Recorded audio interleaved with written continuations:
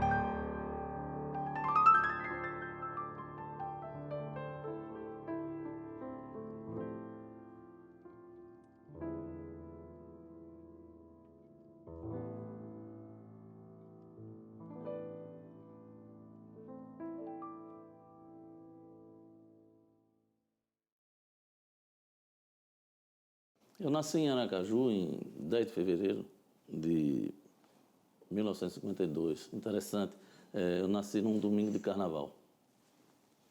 Mas não foi isso que me levou à música. O fato de ser filho de família italiana, a minha mãe é brasileira, é sergipana. Mas o meu pai, a família do meu pai são italianos. É um lado que eu gosto bastante e que influenciou muito na música. Até pelo fato de ter pessoas, inclusive de nome internacional na música. Né? E isso foi o que me fez ir estudar música. Porque a minha mãe me levou para estudar música aos 4 anos de idade, na escola de Aglaé Fontes. Foi meu aluno numa fase assim, inicial da vida dele, né? Eu tinha uma escola de música para criança, especializado para criança. Era filho único, não é? E era muito apegado com a mãe. A mãe ia levar ele para a aula e ficava com receio de sair, porque ele chorava muito. E aí passou uma semana de mãe presente. Segunda semana eu disse, se a senhora não sair, ele não vai se acostumar comigo nunca. Mas depois de 15 dias, no início, quando ela saiu de vez, eu botava ele no braço e ele chutava as minhas pernas, que ficava roxa, né? De tanta fúria que ele ficava para ir atrás da mãe. Mas, enfim, a música venceu.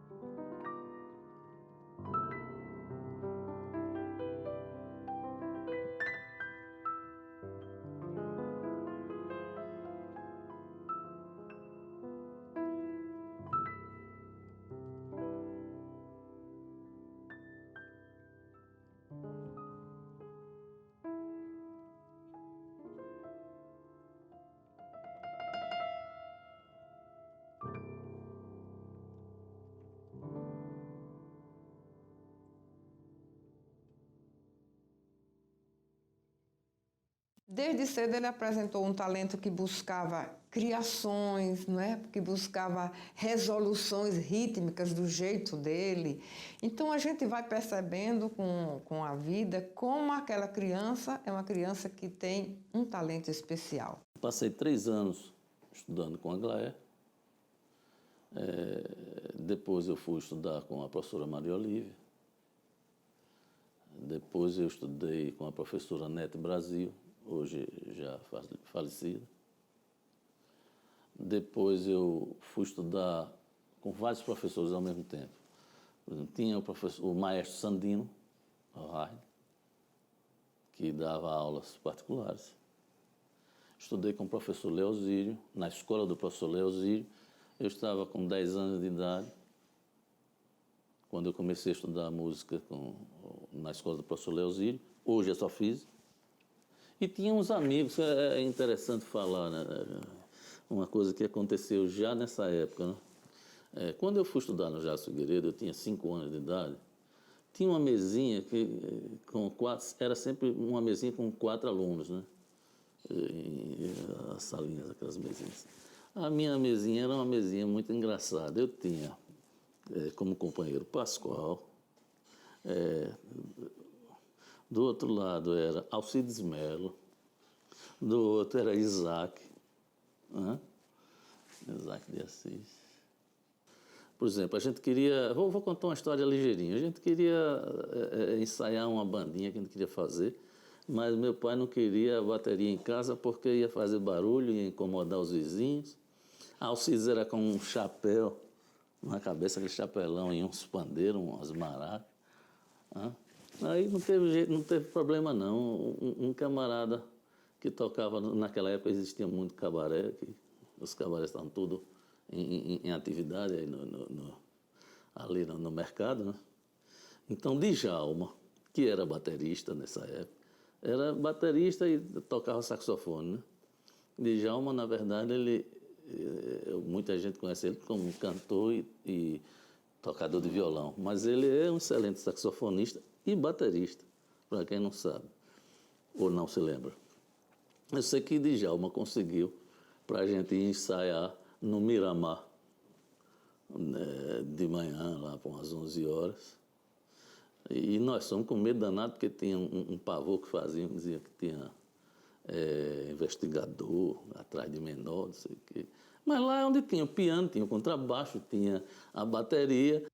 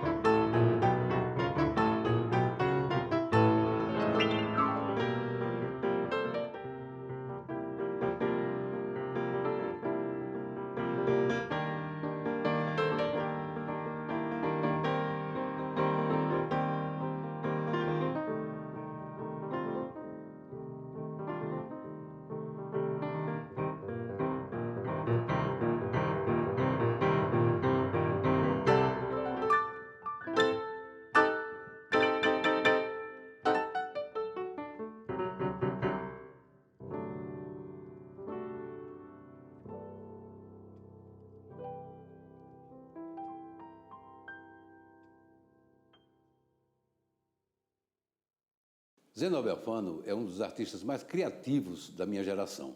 Ele morava ali perto do centro, na rua de Estância ou Itabaianinha, Estância ou Buquim, não sei bem, mas era justamente na sala da casa de Zenóbio onde se reuniam os artistas daquele tempo para discutir os projetos mais mirabolantes, né? Aliás, de projeto mirabolante, eu conheci o Zenóbio desenvolvendo um instrumento, uma máquina, para conversar com Deus.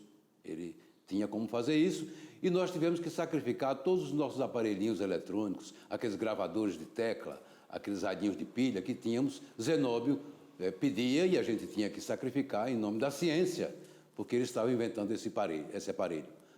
Uma outra coisa também, em termos de invenções mirabolantes de Zenóbio, foi que ele transformou, isso foi um projeto que durou muito tempo, mas ele conseguiu transformar um piano excelente da tia num cravo.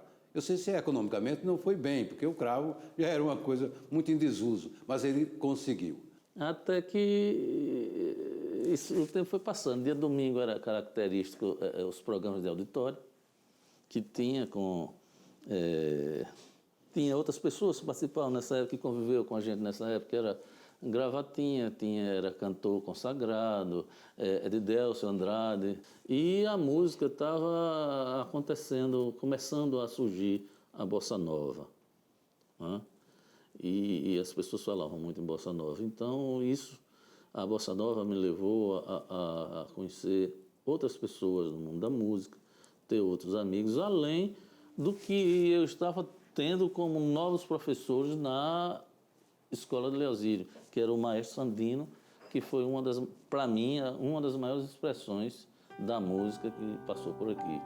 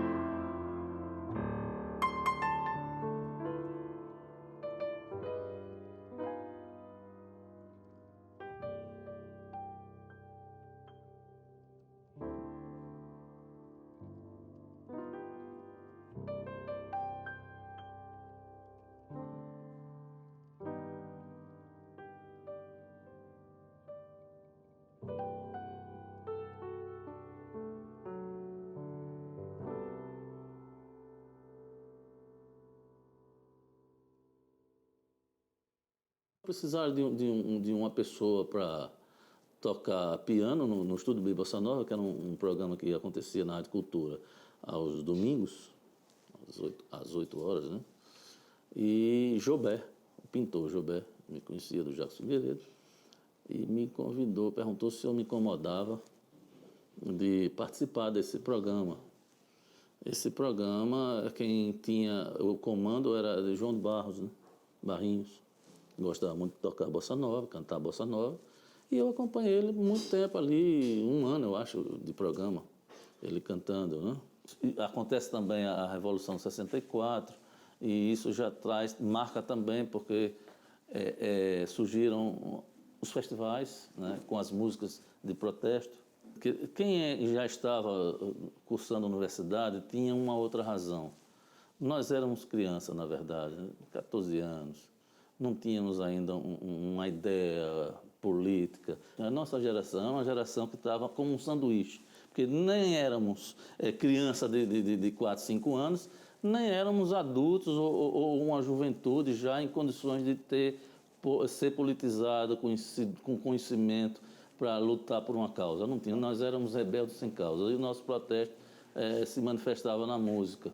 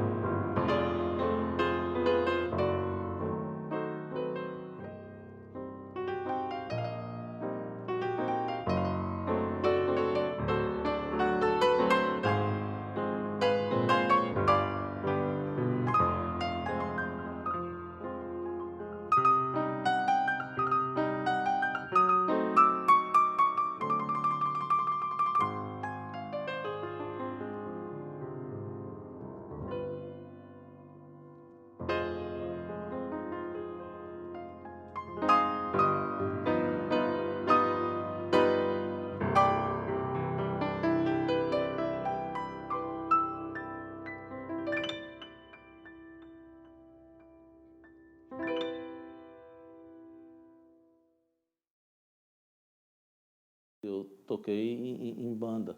Naquela época se chamava de conjunto. Existiram muitos conjuntos e muitos conjuntos bons aqui em nosso estado. E eu participei dos Águias. Eu tocava órgão nos Águias. No tempo em que a gente ouvia, por exemplo, Pink Floyd, Zenóbio já fazia no piano algumas daqueles grandes movimentos musicais que a gente ouvia as bandas como Pink Floyd fazer. Zenóbio, por exemplo, o maior espetáculo cênico da minha geração foi o Vômitos Coloridos, uma peça de declamações, de poemas, um recital, feito com poemas de Bertold Brecht, poemas de Pasolini e vários outros enlossos, inclusive, dos outros autores, e foi Zenóbio quem fez a direção musical. De modo que Zenóbio também foi o primeiro bar, o bar de Zenóbio, ali na pracinha da Atalaia, foi durante muito tempo o local onde toda a juventude dourada de Aracaju se encontrou para curtir boas músicas, né? Excelentes músicos, o Fradinho, o Pascoal, Alexandre com seu trompete. Passado todo esse período, eu me ausentei um pouco da mídia, porque aí já como químico, como professor, eu nunca deixei a música, intensifiquei mais a minha condição de compor, né? As minhas horas vagas eram compondo, e passei a dar umas saídas, né? Comecei a ir ao exterior, comecei a ir ao sul do país, coisa que eu faço até hoje. A última vez que eu toquei fora, toquei em Buenos Aires. E também a Europa, né? Eu sou fanático pela Europa. Como cidadão europeu, eu adoro, por exemplo, Cascais, o Cassino de Estoril, que eu já me apresentei, a Espanha, a França, a Itália. A Itália eu sou, inclusive, suspeito para falar, porque é a minha segunda nação, né? O que eu acho incrível, e como a Sergipe é avaro aos seus artistas, né? Um talento como Zenobe Alfano, na música, por exemplo, né? Ele é um criador. Ele não, naturalmente não frequentou conservatório, mas ele é, desde criança, um criador, uma pessoa que entende de música. Quando eu vejo hoje Zenóbio dominar completamente seu instrumento, não só na técnica de execução, mas também de composição, de criação, respeitado no Brasil e fora dele, não vou dizer que eu não fico orgulhosa.